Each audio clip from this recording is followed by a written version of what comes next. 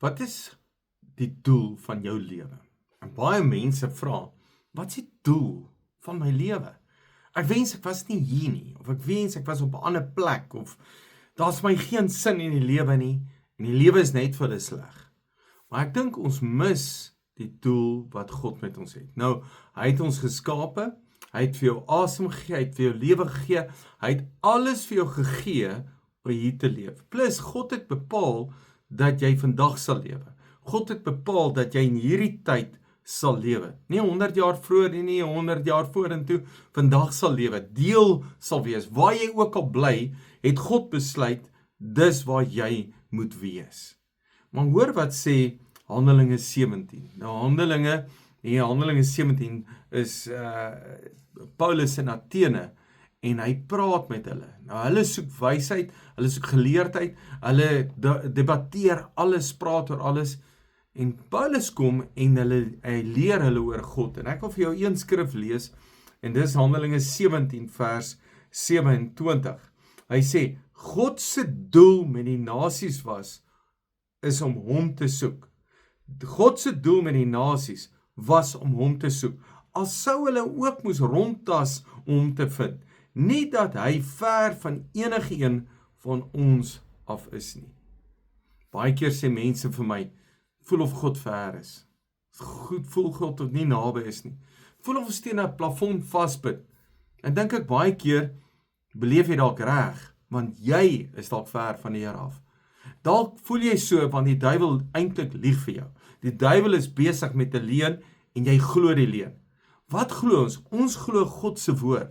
God se woord sê, dat hy nie ver van ons is nie, dat hy eintlik baie naby aan ons is. Dis wie God is. Hy is naby aan ons.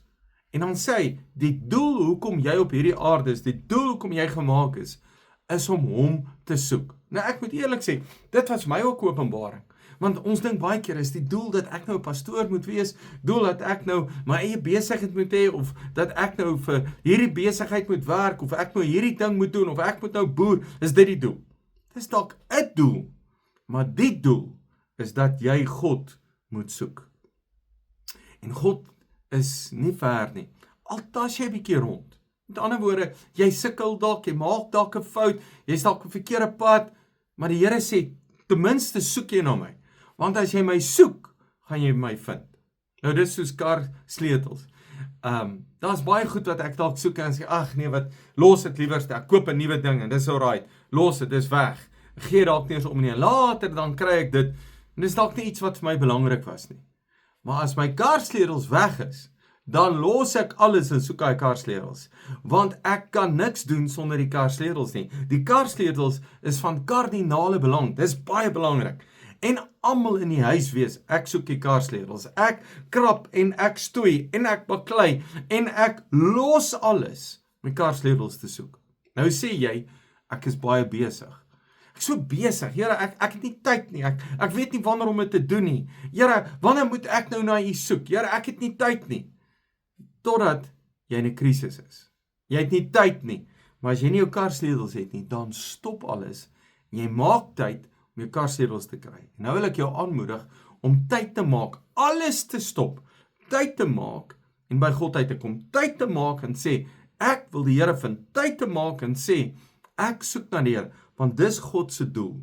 God se doel is dat ons hom sal vind, dat ons hom sal soek, en hy is baie naby aan ons. Nou ek wil jou aanmoedig om hierdie week en die res van jou lewe ernstig na God te soek. En as jy God soek, dan sal jy hom vind.